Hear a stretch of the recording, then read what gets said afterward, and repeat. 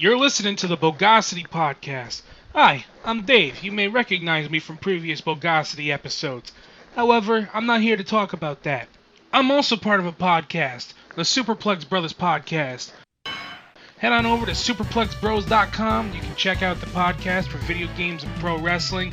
We also have news, reviews, and editorials and all kinds of stuff just to talk about video games and pro wrestling and everything else that comes in between. So if you're into that, why don't you come check us out?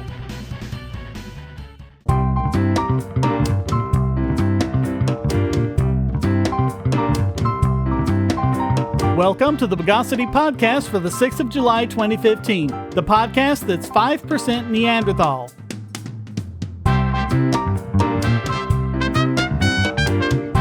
This is your host, Shane Killian, and joining me again this week are Travis Retriever and Chris Hangartner. Guys, welcome back to the podcast. Good to be here. Guten Tag. Let's perambulate the news of the bogus. Bad news. I hate this news.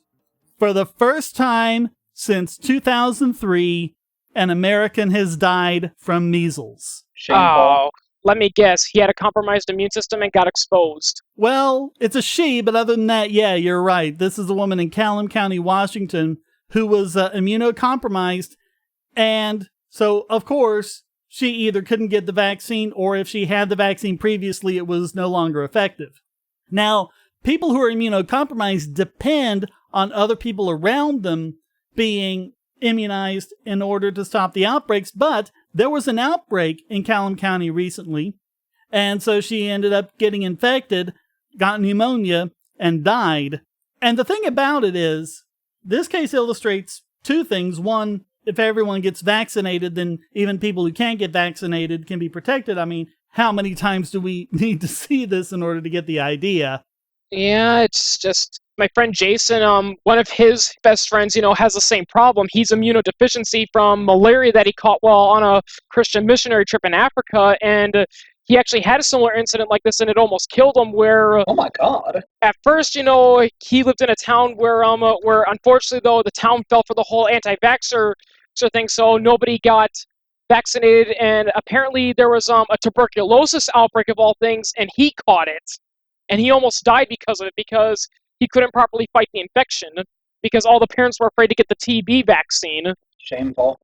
But there's another issue here, and that is they didn't even know she had gotten measles until her autopsy. And this is a problem, because a lot of the symptoms that let people know that you've got things like measles aren't the result of the disease. They're the result of your immune system trying to fight the disease. Yep. But she was immunocompromised. That's actually what happened to my friend, he didn't even know he had tuberculosis until the day he was hospitalized. His daughter caught it, and even though he kept his best to avoid her, everything was fine and good until one day he just woke up and he had a bad coughing spell and he passed out. Because is tuberculosis caused by a virus or a bacteria? I think it's a bacteria. I don't remember. Yeah, but anyway, the microbe that caused it had gone for 4 days without being resisted against, and it caused so much fluid to fill in his lungs, he almost drowned. Oh my God. Yeah, that's what tuberculosis does to you. It basically fills your lungs up with fluid. It's a bacteria, by the way, tubercle bacillus. Okay. And, and what made my friend Jason's friend even worse was that while he was recovering from tuberculosis, one time he called the nurse, and the nurse was like, "What's wrong?" And it's like, "I don't feel well." And she's like, "Well, yeah, you've got tuberculosis." It's like, no, I'm feeling very hot. And it's like, well, what's wrong with that? Because the last time I felt this way was when I first had malaria, and then sure enough, when they did a thorough autopsy, they found out that the protozoan that caused his malaria, which is still in his body, by the way, it's always going to be in his body, it reactivated itself, taking advantage of the situation. So he had a double scare there. Wow, that's pretty scary. Yeah. Although I don't think he meant to say autopsy there, because that would mean he was dead. Well, no, not autopsy. They did a scan of him. They scanned like his blood and his liver. I think the proper term would be biopsy. Yeah, biopsy is when you take a sample of something like muscle tissue or something, and then you take it to a lab and look at it. Yeah, they did that. They took some extract that was from around his liver, and they found out that the protozoan was there, because that's where his protozoan is. It's in his liver. It's hiding there because his immune system can't go there. So measles kills about 150,000 people annually, and most of them are young children who are not vaccinated. Now, of course, there's been big vaccination campaigns here in the U.S. since the 60s, and that basically meant that measles was eliminated from the U.S. in 2000. The reason why we get measles today is people bringing it in from other countries.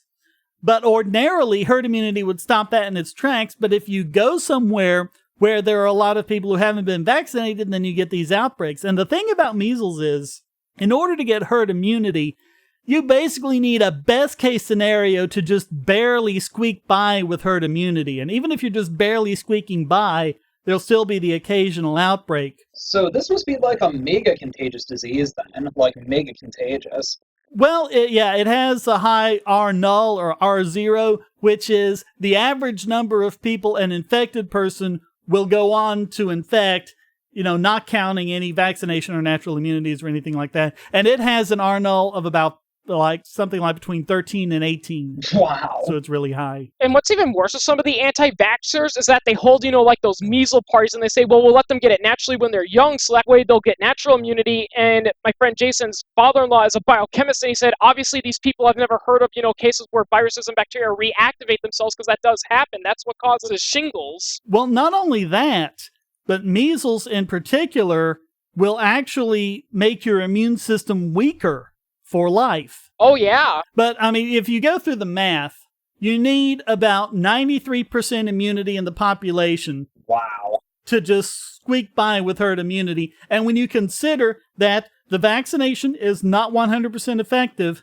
and you've got people who are immunocompromised or for whatever other reason just medically cannot get the vaccine, that doesn't leave a whole lot of room for people saying, oh, I just don't think I'll get vaccinated because potato. Oh, God. I remember I actually shared that post of yours, and someone said, oh, basically it was nitpicking, and it's like, oh, well, she wasn't actually immunocompromised, so she couldn't get the vaccine. It was actually, that wasn't true. She actually got the vaccine, but I think he said it didn't work, or she was immunocompromised afterwards or something. Yeah, so, if you get a vaccine, what the vaccine does is it teaches your immune system, and this is another piece of, Bogosity with the anti-vaxxers, like, oh, it weakens your immune system. No, it teaches your immune system how to fight measles. But then later on, if you become immunocompromised, you obviously lose that ability. That's a sad thing about how so many of those anti-vaxxers don't know what a vaccine is. And I know a lot about vaccines because I chat with my friend Jason, who chats with his father-in-law, who is a biochemist, and he works on vaccines. And he does point out,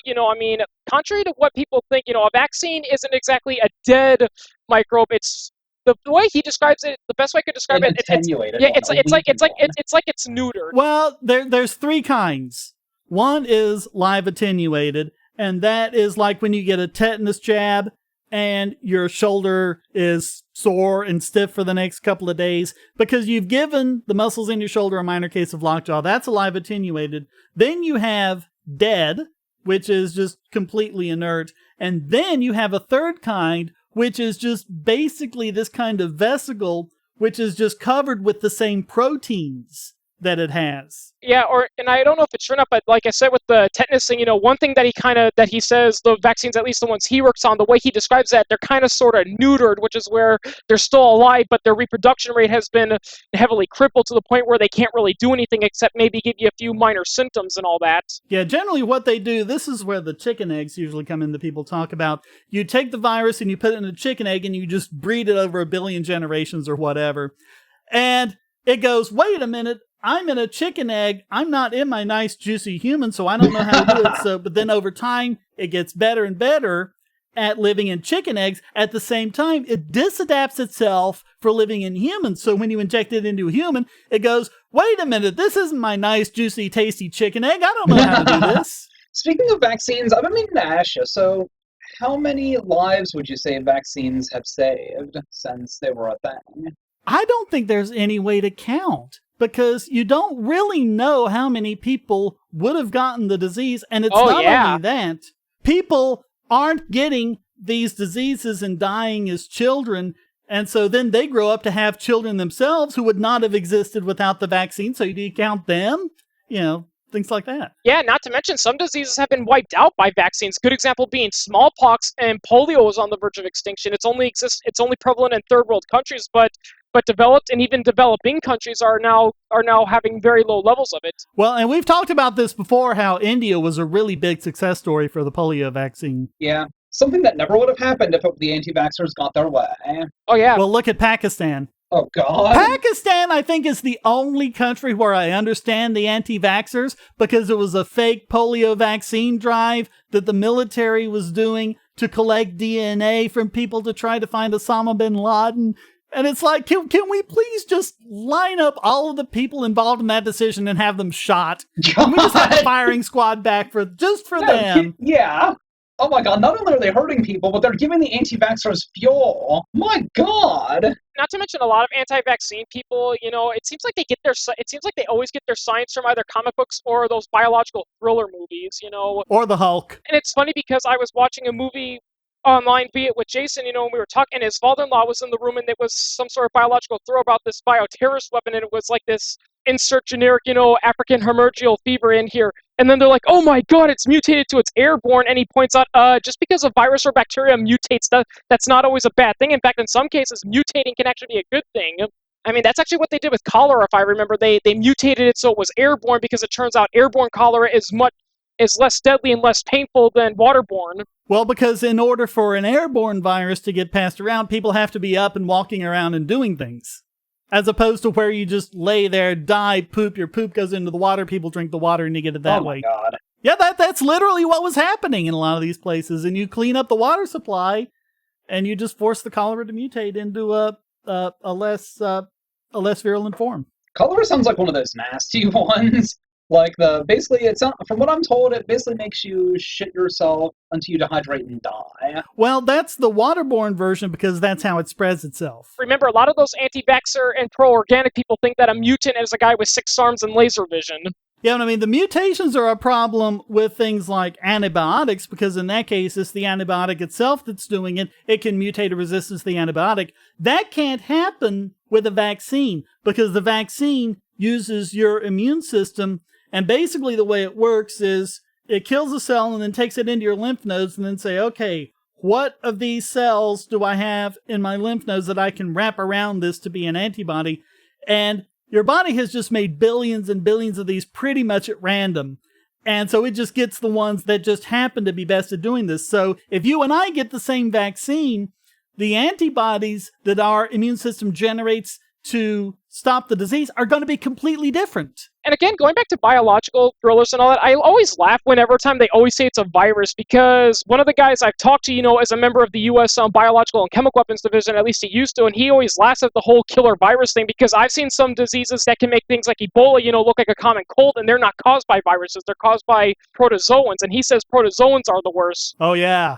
Those are the ones you really have to because work. Because here's the thing with protozoans, unlike bacteria and viruses, which can be treated with proper medicine, like if we can figure out how to isolate it, the problem with protozoans and why we haven't developed a vaccine for malaria is because a vaccine for malaria wouldn't work because often what a protozoan will do is that if it realizes it's losing a fight, it'll go, I'm getting out of here, and then it hides in parts of your body where your immune system can't go until it develops an immunity to the antibody, and then it reactivates. Well, also, I believe protozoans are eukaryotic, so they're very similar to our own cells. Yep. So it's a lot harder for our body to say, okay, this is not me, I'm going to fight it off. So, yeah, as far as medical advances go, we've more or less got bacteria down.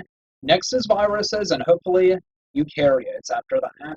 And then after that, it's prions. But then again, the reason why prions are so difficult to treat is because we barely know what they are. I don't think they were discovered until the 1980s, I think. I don't even think they're a life form really to themselves. Yeah, I remember the late 90s, early 2000s, everyone was afraid that prions were going to wipe us all out, even though prions are extremely deadly, and if you catch one, you're going to die. But here's the thing, they are almost impossible to catch. But I think it's mostly like some kind of an instruction to the cell that says, here's how to die horrifically, now pass it on.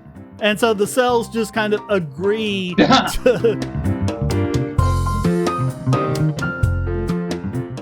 Say, if you're tired of the promos in this podcast, well, the patrons got it early and with no ads or promos. Just go to patreon.bogosity.tv and donate at any level. Bogosity.tv and all of its services are hosted at GoDaddy. I've been very satisfied with GoDaddy's services and their wonderful 24/7 customer support for over 10 years now. So I'm happy to be able to give you this special offer. Just sign up for any new domain, web hosting, email, or other service and get 35% off with the code WOWNOBOGON. That's WOWNOBOGON. Because there's nothing bogus about these savings on quality internet hosting. Just go to GoDaddy.com and use the code WOWNOBOGON. Okay, so we've talked before about the EU wanting to eliminate certain news items from the eyes of history. This is the result of the European Union Court of Justice. Last May, as in May 2014, they said that Google, Bing, Yahoo, and these other search engines have to remove search results for news items that are, quote, inadequate, irrelevant, or no longer relevant. And of course, who decides that? So yet another misnamed organization, right? Yeah. Pretty much, yeah. Now, of course, Google has been fighting this tooth and nail, talking about this being censorship. And even France and Canada went after them because every time they said, oh, take down the search results, they would only take it down for that country. And they say, no, you got to take them down worldwide. You screwed up again, Europe. So you're saying that it's illegal for me to look up Nigel Farage on Google now if I lived in a European country? No. You can search for whatever you want, and the story stays up. Google just has to take down the link for the story so it doesn't show up in the search results. Oh. Now, I mean, I can understand it, sort of, if it was a case where, all right, here's a news story that inaccurately paints someone in a bad light, so remove it. Although even then, I think, posting an update and a retraction would be better. But that's the thing. The news story is staying up. They're just taking down the links to it so it doesn't show up in a search. Oh, so it makes it much more difficult to look up. Right. So the BBC have announced that they're going to start publishing links to the search results that Google has removed. According to managing editor Neil McIntosh, quote, "We hope it will contribute to the debate about this issue. We also think the integrity of the BBC's online archive is important, and although the pages concerned remain published on BBC Online, removal from Google searches makes parts of that archive harder to find." For once, BBC does something right. Yeah. Good on you, BBC. It's like they're just enough a part of the government to have a lot of idiotic stuff going on, but for some reason they're separated enough that they actually manage to do things like that. Well, even Fox News and MSNBC get a good news article every now and then. Yeah. It's rare, but it happens. And so you also have BBC's Director of Editorial Policy and Standards, David Jordan, and he had said that the BBC archive is, quote, "a matter of historic public record," and that it should only be altered in, quote, "exceptional circumstances." And McIntosh also said, quote, "It's worth noting that we are not told who has requested the delisting, and we should not leap to conclusions as to who is responsible. The request may not have come from the obvious subject of a story." Just makes me wonder what the heck the European Union bureaucrats are thinking, Yeah, you don't want to make it that easy to just erase things from the search results. And let's face it, how many times have you gotten your news from search results or Google News or some kind of aggregator like that, as opposed to just going to BBC.com and looking around for news? Yeah. I don't get news very often. Honestly, I just listen to this podcast. This is how I get my news. Yeah, most of my news comes from either you guys or because I'm on a few other artist websites, and occasionally people will post forums about what news is going on in the world. Also, if the European Union says we're doing this to stop neo-Nazis, I'm going to facepalm myself because that is the strawman they always run to whenever time they try to censor freedom of speech. They say, well, we're doing it because we're fighting neo-Nazis. It's like, no, I think the real reason is because you're a bunch of idiotic bureaucrats. A lot of people in Europe are waking up and demanding reforms, and you just wanted to make it difficult to get criticized. Well, and not only that, taking down all the stuff from neo-Nazis is the last thing you should do, because that just makes the whole martyr syndrome going.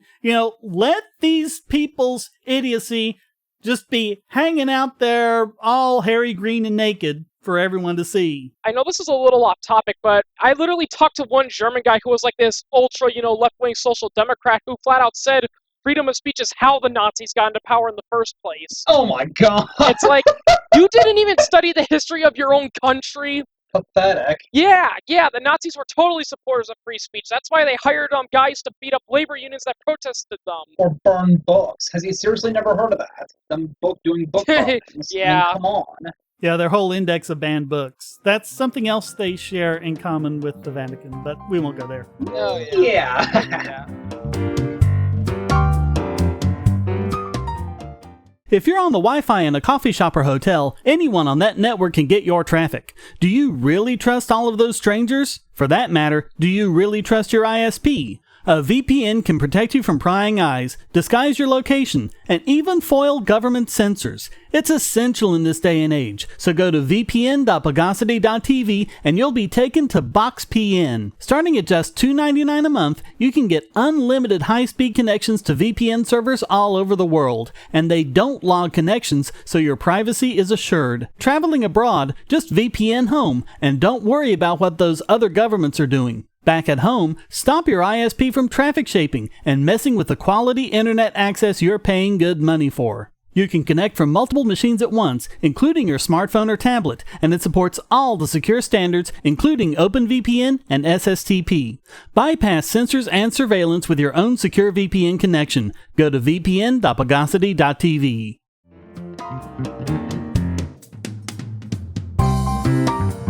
Okay, so in our BoxPN spot, we mentioned how ISPs are doing what's known as traffic shaping, that is, throttling user speeds when they do certain things like access a competing service such as Netflix.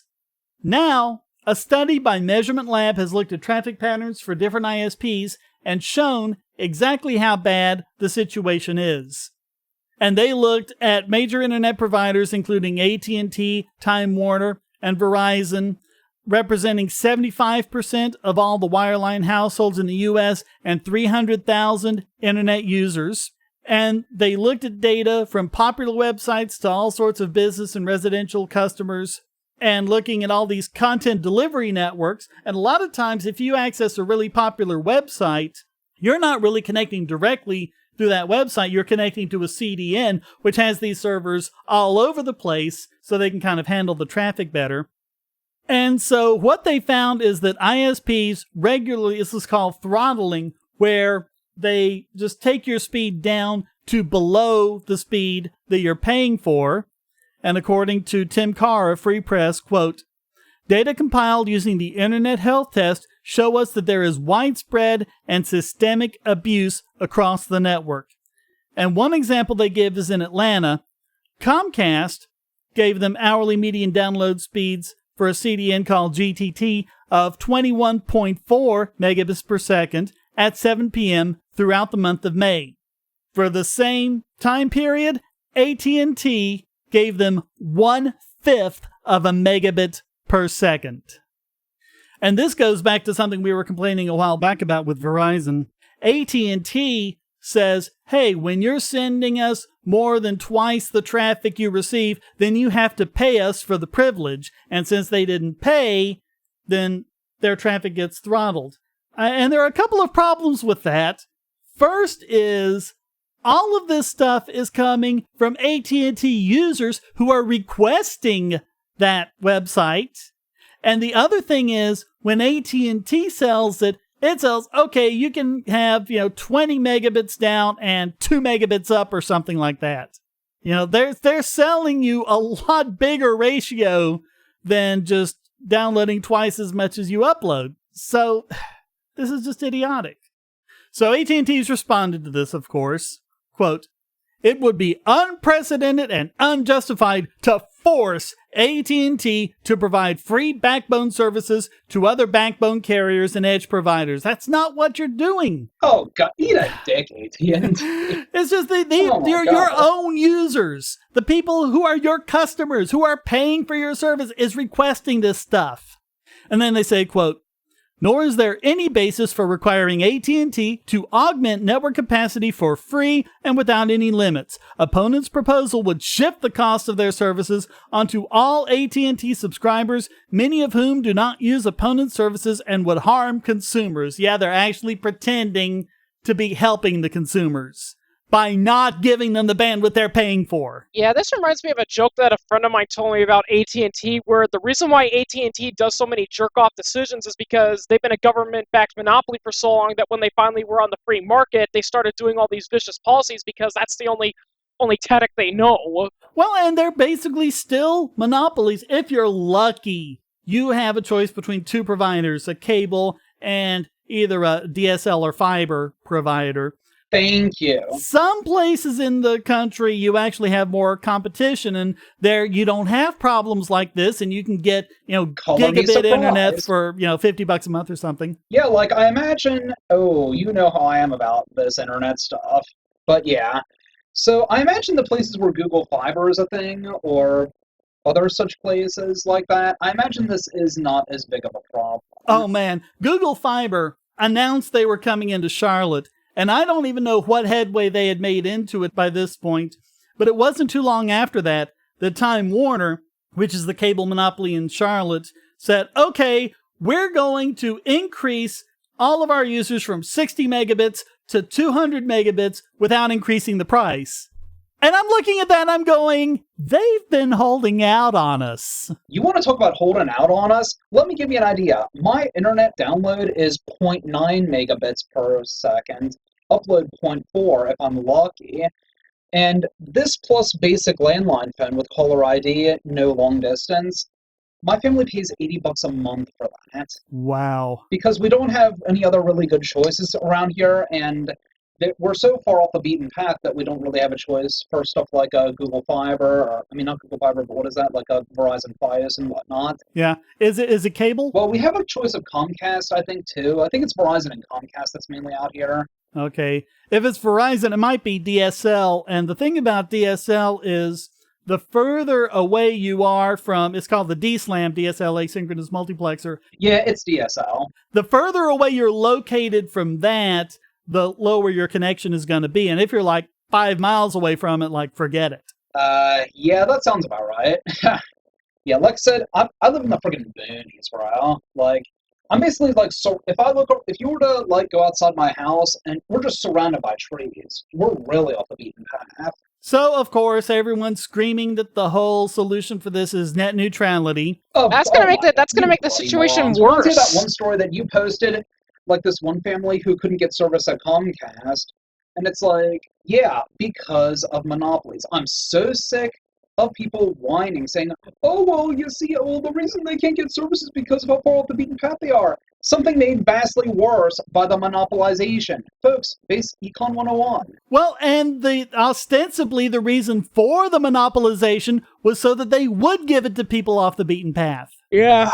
So here's what FCC Chairman Tom Wheeler said about it, who I remind you is a former lobbyist for the big cable and internet industries. Yeah. Quote, history proves that absent competition, a predominant position in the market such as yours creates economic incentives to use that market power to protect your traditional business in a way that is ultimately harmful to consumers. Okay, so if the problem is absent competition, why don't we have more competition? Yeah, the funny thing is that all those lobbyists always insist on we need more rules and regulations, yet they don't even read half of those rules. If you show them all those pages of rules and regulations, they're gonna look saying, okay, John Stossel did that one time where he showed where he was doing a video about McCain-Feingold bill or whatever. It was campaign finance reform, and it was supposed to get big corporation money out of the elections, but all it did was make it nearly impossible for independent parties to compete. And he showed them the list of it and how big it was, and only one of them turned it in afterwards completed, and it was wrong. Reminds me of another one he did talking about regulations, and he basically had this huge pile of books on a table and saying yeah, this is just for toy makers alone. Yeah, he does a lot of stuff like that.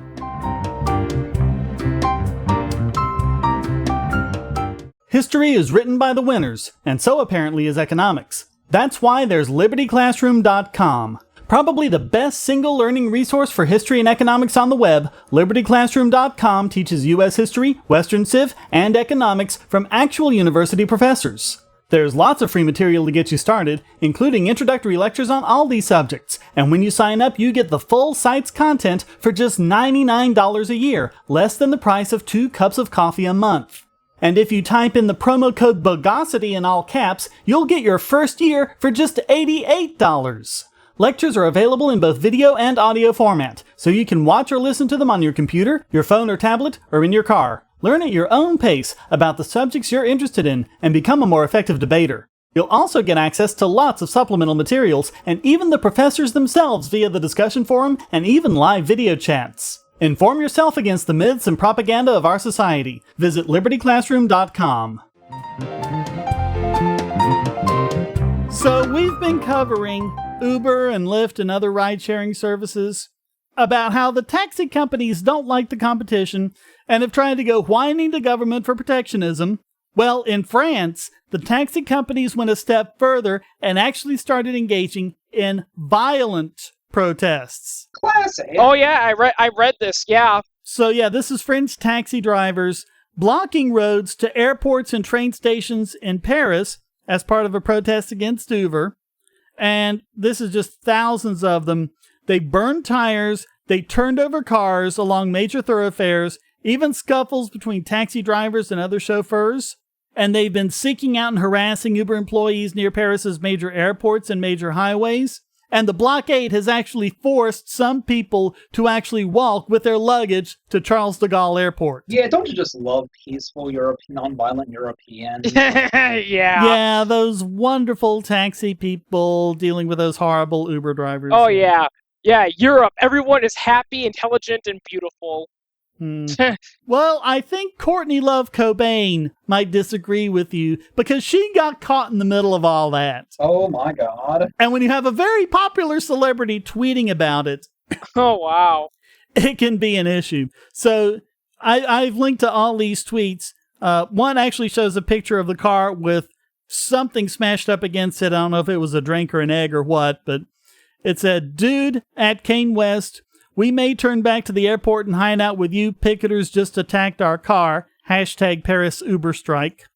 A little later, she posted, "They've ambushed our car and are holding our driver hostage. They're beating the cars with metal bats. This is France? I'm safer in Baghdad." Yeah.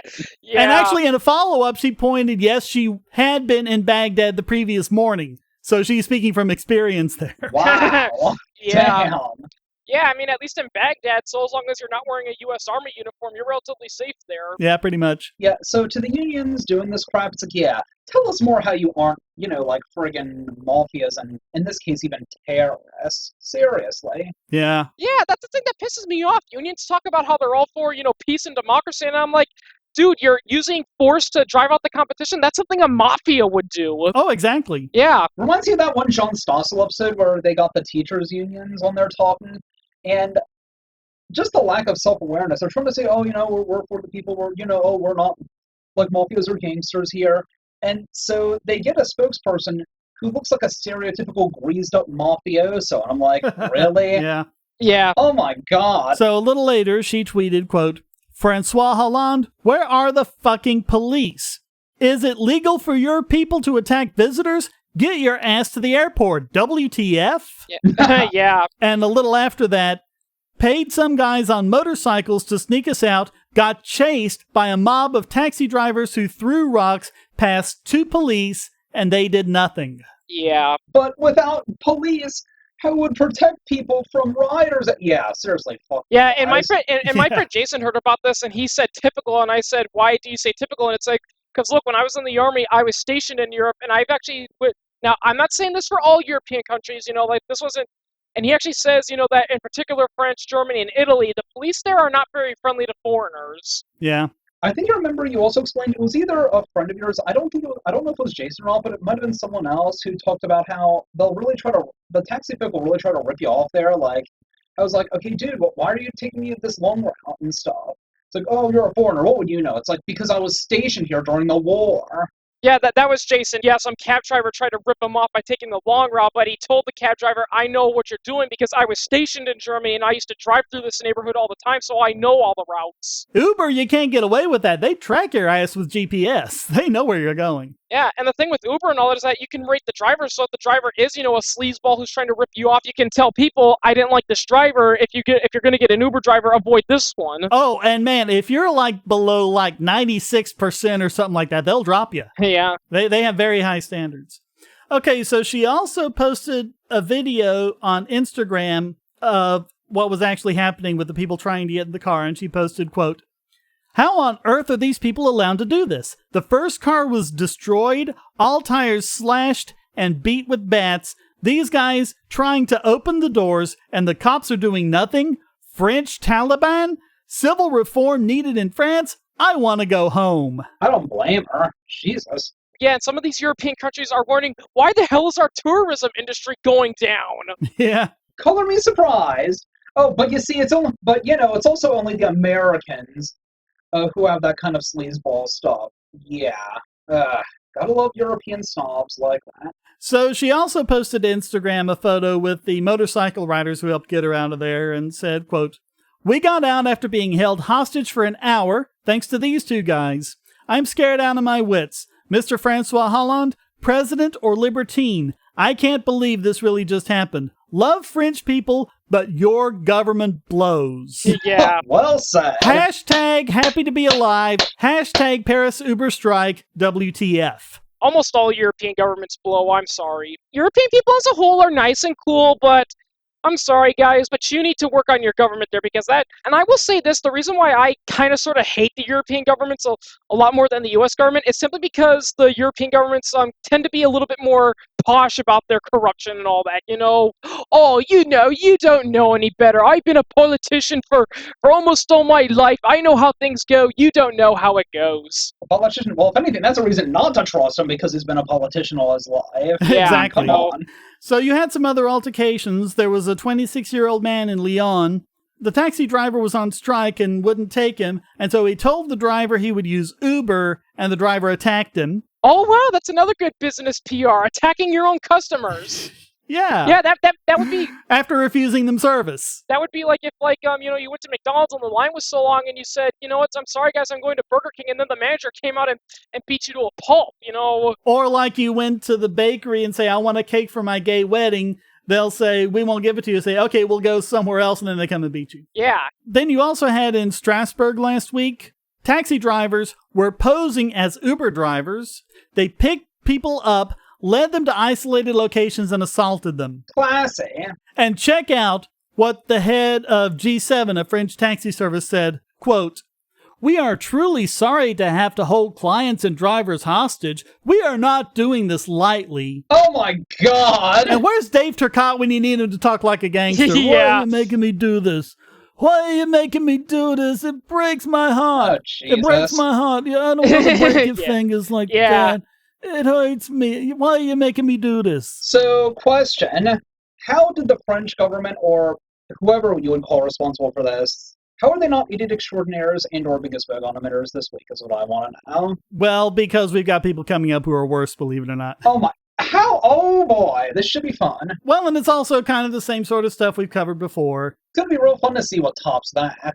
Oh boy. So you have France's interior minister, and he took action. Do you know what he did? He ordered the Paris police to ban Uber. Quote, "I have given instructions considering the grave problems with public order and the development of this illegal activity to the police prefecture in Paris to ban Uber pop activities." See, yeah, it's like, it always is why I cringe when I hear people, like the liberal, like, European lovers. It's like how they're like, oh, well, fuck America, it's just so corrupt in the corporations and cronies. Did they seriously think that's a solely American and American government thing? Are you kidding me? My God, man, get your head out of your ass. Oh yeah, this reminds me of a case, where there was a little boy in America where he went to school with a My Little Pony backpack because he was a fan of the show. He got beaten up, called a faggot. He was picked on all the time. And when he complained to the principal and his parents, you know what the principal said? They said, if you come back with that backpack on, you're going to be suspended. Now that's victim blaming. Yeah, that is legitimate victim blaming. And it culminated with the arrest of two top Uber execs in France, arrested for the crime of, quote, inciting illegal employment. What? And unemployment has been high in France for how many decades now? I think we're seeing the reason why. Yeah, it's like, to which I say to the people who support that, it's like, yeah, then never complain that you don't have a job. And yeah, you made that bed, you can sleep. And that's No wonder the French government collapses and reorganizes itself every couple decades. yeah. So to all the people who love treating Europe like, oh, see, socialism works, it's all, nice, rich, calm, and stable. Yeah, cherry picking, if ever there was that. Reminds me of the folks picking on, but I think it's like, Australia has a high minimum wage and social security and stuff, and look how awesome they're doing. Yeah, and they're number 3 on the index of economic freedom. Funny how that works. Yeah, because cherry picking. Yeah, the funny irony is that, places like, from what I've heard, places like England, Italy, France, and Germany are really terrible places for tourists because that's where you're going to get picked on and hurt all the time, whereas countries like Estonia, Latvia, and even Finland, they're smaller and less important European nations, yet they're much more tourist-friendly. Yeah, but, it's only... Oh, and they hate tourists, it's like, yeah. But, it's the Americans who are the total bigots and hate people. Yeah, grief. All right, so what was the ultimate result of all this? Uber is now dead in France, and the taxis have their monopoly, and all the Uber drivers went slinking back home? Nope. Uber downloads in France have now reached record highs. Last Thursday, it became the second most downloaded iPhone app in France, and on Friday, it hit the top spot. It fell back again over the weekend, but it still remained the country's most downloaded travel app. When are people gonna learn? That just goes to show you, when you ban something, all you're doing is creating a black market. Yeah, when it's like Hawkeye would always say, if you try to use force to achieve your goals, you will always achieve the opposite of what you intend. Always. So maybe Uber should send those violent taxi drivers thank you notes. Yeah. That's actually what Billy Joel said. He sent to the archdiocese, who called to ban Only the Good Die Young, which was languishing in the charts until he called for the ban, and then it went up. He sent him a note saying, "Thank you very much. Please ban my next record." Oh, God.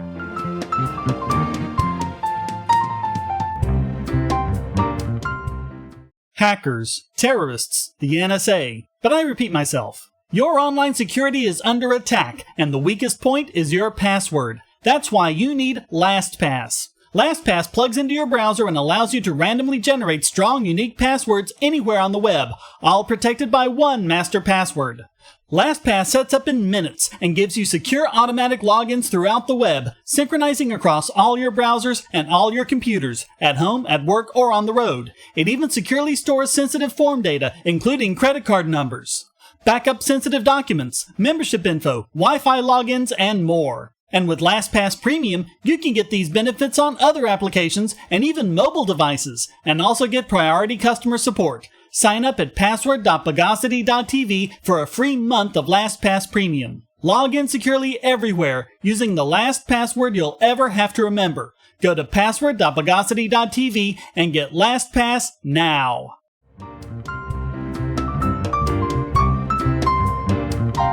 Okay, now let's brainbox this week's biggest Bogon emitter. Ooh.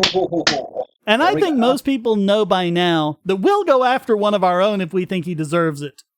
Christopher Cantwell is someone we've quoted and used a lot of material from, and Travis, you and I have both actually used his material heavily in some of our projects. Oh yeah, absolutely. But now he's just gone out to lunch with his article responding to the Supreme Court legalizing gay marriage and people everywhere making rainbow avatars in celebration. We triggered him with our rainbow avatars. What he says is, quote, "Absent some massive desire for more color in your life," which wouldn't be a bad thing, let's be honest, "you probably did this to celebrate the United States Supreme Court magically creating a constitutional right," the word right in scare quotes, "to a marriage license for gay people." Again, Ninth Amendment. How many times do I have to say it? Oh my God.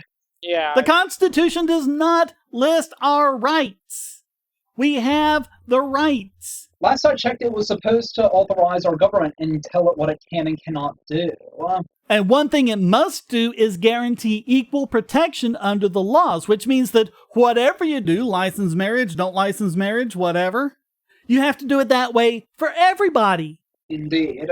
So he says, quote, by making this display, you have done nothing but tell the world that you are a useful idiot. You have made yourself the tool of the anti-human left-wing fanatics who are working overtime to bring mankind to his extinction. You are displaying support for judicial activism, expansion of government power, and the forced revocation of actual rights like freedom of association, and you have done so for nothing more than someone's desire to get fucked in the ass. Okay, one, fuck you right in the ass, Chris. Seriously. He does know that that's not what this was about to begin with. People were They doing could that get long fucked before. in the ass anyway. That's Oh my God. that's not what this, it's like that guy T said. The only thing it was the legal recognition. Yeah. Okay, a little background about Chris. So I've seen he's also like very anti-abortion. Like, I don't know if he thinks it should be a full-on law or not, but yeah, he's like really anti-abortion. So Well, so am I from a moral point of view. I just don't think it should be illegal. no kidding. Yeah, people, when they ask me what's my stance on abortion, is that if you want to have an abortion, that's fine, but I'm going to do my damnedest to try to talk you out of it. Yeah, there you go. Yeah. Yeah. I mean, basically, he tried to kind of blows off Rothbard's thoughts on it.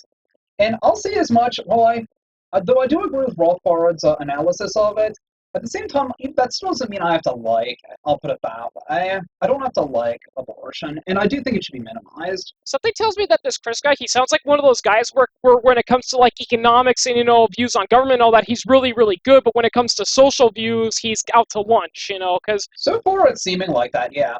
And also, big government, how is making it so government no longer penalizes you if you try to get gay married? Because, as Shane, you pointed out on your Facebook, that is a thing. Yeah. Or it was a thing, rather. Yeah, people were actually getting fined or even imprisoned for officiating gay marriage ceremonies. So how is getting government at least not making it so it doesn't do that? How is that a massive expansion of government or whatever he called it? Yeah, it's not an expansion of government power to take away protectionism and say the law has to apply the same to everybody. And I'm just going to say this real quickly. There are a lot of problems with the LGBT rights movements, but this isn't one of them. You shouldn't be going after the Supreme Court. You should be going after those LGBT lobbyists that are demanding that gays be allowed to have more rights than, heterosexuals and all that. Yeah, like I've seen some of my friends being that, again, I have a lot of furry friends on Facebook, and there are a ton of LGBTs in that community that basically like, well, yeah, but remember, you can still be fired for being LGBT in X number of states, and we need to stop that. It's like, oh my God, really? Or another good example, there are some people that are trying to sue churches in order to marry them. It's like, look, just because you have the right to marry doesn't mean you have the right to force someone to marry you. Right. Churches should be able to say, I don't want to marry you because you're a homosexual couple or because you're ugly or whatever. I mean, it's like the freedom of association stuff we talked about before. I mean, hey, if it's because they're bigots, awesome. That way we know they're bigots and can avoid them. I mean, come on. Why would you want to get your money or your service to a bigot anyways? Why? That makes no sense to me. But I mean, he's talking about this like the things about the cake and stuff like that, how this will lead to that. That was already happening. Thank you. No kidding. This didn't change that. And he said, quote, were the court to strike down marriage licenses as an interference with contracts, I would celebrate with you. Okay, but that wasn't a question for the court. The court can't just do what they want. They have to decide on the questions that are put before them. And not to mention, it's like, as well as the right to medical decisions, I'm thinking like, so basically one of those folks who just sees the fit to not do a bit of research and then shoot his mouth off. Hate when people do that. Yeah, we've been watching Sense8 on Netflix. We haven't gone through all the episodes yet, but without getting all spoilery, there was something that was happening to one of the characters who's a transsexual, and her mother basically maneuvered it so that she could be considered mentally unsound and forced, to have, this brain surgery done on her. And her girlfriend just had to try everything in her power to try to get her out of there. So without getting spoilery and going what was going on, that's the sort of thing we're talking about. If they could be married, then she could say, nope, I'm overruling mama. Yeah, absolutely. So he says, quote, if the Supreme Court has any purpose to interfere with state and local laws, it is to strike down laws which are in contradiction to the Constitution. This cannot be said of state marriage laws, since marriage appears nowhere in the Constitution. No, but equal protection does. Ninth Amendment, bro. Yeah, I mean that's what the Ninth Amendment says, right? That if it's not written in the Constitution, then it's up to the people to decide. It's legal for the people to do. Oh, that's the 10th Amendment. The 9th Amendment says that the enumeration of certain rights is not intended to deny or disparage other rights held by the people. The 10th Amendment is the one that's federalist that everyone ignores. Yeah. Or even worse is that some state governments use the 10th Amendment, to implement some big government program in their state, by saying, well, you can't interfere with it because the 10th Amendment says the states can do whatever they want. No, the 10th Amendment is about state nullification of federal laws. All right. Quote, while portrayed as being a lessening of restrictions on gay people, it is an increase in the power of the court and of the federal government, which could just as easily be used to federally ban homosexuality entirely. No, because that's another violation of equal protection. I notice a lot of bold assertions in this article of Chris. It's like, okay, yeah, you say this, but what's your support for it? I mean, it's a lot of, really, it just strikes me as fear-mongering and stuff. Yeah, pretty much. So all of that makes Christopher Cantwell this week's biggest Bogon emitter.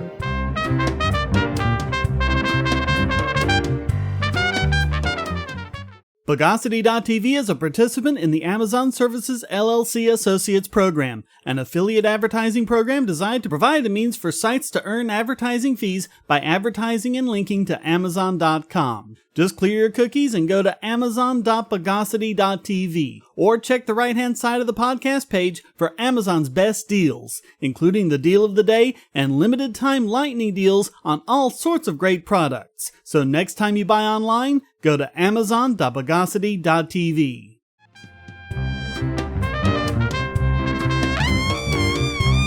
And now it's time to patch the code of this week's Idiot Extraordinaire!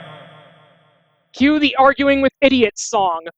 I love that song. Arguing with Idiots. Okay. And this week, it goes to a company I've always kind of liked, which is Samsung. I've bought, lots of Samsung stuff in the past. It's been very good. I have a Samsung tablet. And I'm about to get a Samsung phone, a Galaxy S5. And here I am with my Dell computer. Well, Samsung has been doing something kind of naughty with their laptops. Ooh, what have they been doing? Well, it's not as bad as what Lenovo was doing, if you remember us talking about that. Does Samsung's wife know about it? Okay, anyway. Yeah. But they have been messing around behind the scenes. Patrick Barker at Microsoft found that they had a little program in there titled disable_windowsupdate.exe that runs every time the computer's booted. Now, it doesn't actually disable Windows Update, but what it does is if you have Windows Update set to automatically install updates, which is what you should do, it switches it back to check for updates, but let me choose whether to download and install them. It doesn't tell you that it's done that, and if you change it back, it'll change it back to check for updates, but let me choose whether to install them when it reboots next. And so you might be sitting there thinking, okay, well, I've got that set, so it's installing all the updates in the background. I don't have to worry about it. I'm getting on with my life. And it's not. Kind of sounds like my computer, because I was telling you this before our podcast, was that my internet was running really slowly and I was having difficulty getting online, and it turns out the reason was because of a 500 proxy error. So I took your advice. I said, okay, I went onto all my search engines, removed the proxy error. A few days later, it was acting up again, and guess what? It automatically went back onto the proxy and I had to turn it off again. Yeah, we'll have to go through your computer at some point and find out what's doing it. But it's really bad. We talked about this with Lenovo, but what a lot of them are doing things like that so that they can insert ads and get extra revenue because they sell the computers dirt cheap. They're just trying to make some extra money. I think that's why me and my family instead of getting the cheaper computers, we tended to go for the slightly upper end ones because the higher end ones tend not to have those issues. But in this case, apparently, it had something to do with their USB 3.0 drivers. They had custom drivers. This is kind of what people are guessing. Samsung hasn't really said. But they had their custom USB 3.0 drivers. When you ran Windows Update, Microsoft would put its own USB 3.0 drivers on there, and that would cause it to fail. So they did something hinky with their USB 3.0 system that made it incompatible with the Microsoft drivers, which is not what you want to do. And even if they were doing something magic and amazing that you really want, and you needed custom drivers for it, this is not the way to handle that. And also going back to the Windows updates bit, yes, as terrible as Windows software can be, I think we can all agree, at least on here, I would think, that you're probably better off at least having it kept updated. Absolutely, yes. Okay, so a Microsoft spokesperson said to VentureBeat, quote, Windows Update remains a critical component of our security commitment to our customers. We do not recommend disabling or modifying Windows Update in any way, as this could expose a customer to increased security risks. We are in contact with Samsung to address this issue. And Barker himself went to Samsung and he was like, dude, what up? And they told him, quote, when you enable Windows updates, it will install the default drivers for all the hardware on the laptop which may or may not work. For example, if there is USB 3.0 on the laptop, the ports may not work with the installation of updates, so to prevent this, SW Update tool will prevent the Windows updates. Now, it took a while for an official comment from Samsung, but what they ended up saying was, quote, it is not true that we are blocking a Windows 8.1 operating system update on our computers, which is disingenuous because no one said they were. As part of our commitment to consumer satisfaction, we are providing our users with the option to choose if and when they want to update the Windows software on their products. No, it seems to me you're taking the choice away, because even if they go and set it, you'll just set it back. So finally they said, okay, they'll stop disabling the Windows Update setting. The Samsung spokesperson said, quote, we will be issuing a patch through the Samsung software update notification process to revert back to the recommended automatic Windows Update setting within a few days. So they finally come around with that, but it's the fact that they did it at all which is disturbing. My only say to them is, what happened, guys? You know, you're doing such a good job and then you make this. What happened? Indeed. It's like, who made this decision? Yeah. Sadly, that happens. Even companies that I really, really like, you know, occasionally do that one thing where you're just like, oh my god, why the hell did you do that? Yeah. Yeah. It's enough to make Samsung this week's Idiot Extraordinaire. Well, that wraps up this Now This Will Anger the Gods edition of the Bogosity podcast. As always, you can come to forum.bogosity.tv to read the show notes and join the discussion. This podcast depends on you to keep going, so please donate using the links on the website or at patreon.bogosity.tv. And feel free to join in by sending a question, statement, news article, or rant to podcast@bogosity.tv. You can even stick it in an audio file if you want. Thank you for listening, and thanks again to Chris Hangartner and Travis Retriever for joining me. Yeah, it's been a while. Good to be back. It was a blast. Until next time, here's a quote from Frédéric Bastiat. Competition is merely the absence of oppression. The Bogosity podcast is licensed under Creative Commons Attribution Non-Commercial No Derivatives 3.0 Imported License.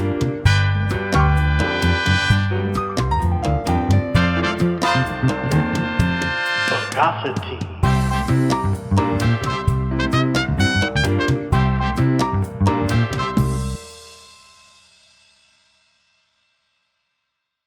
Do you want answers to creationist claims against evolution?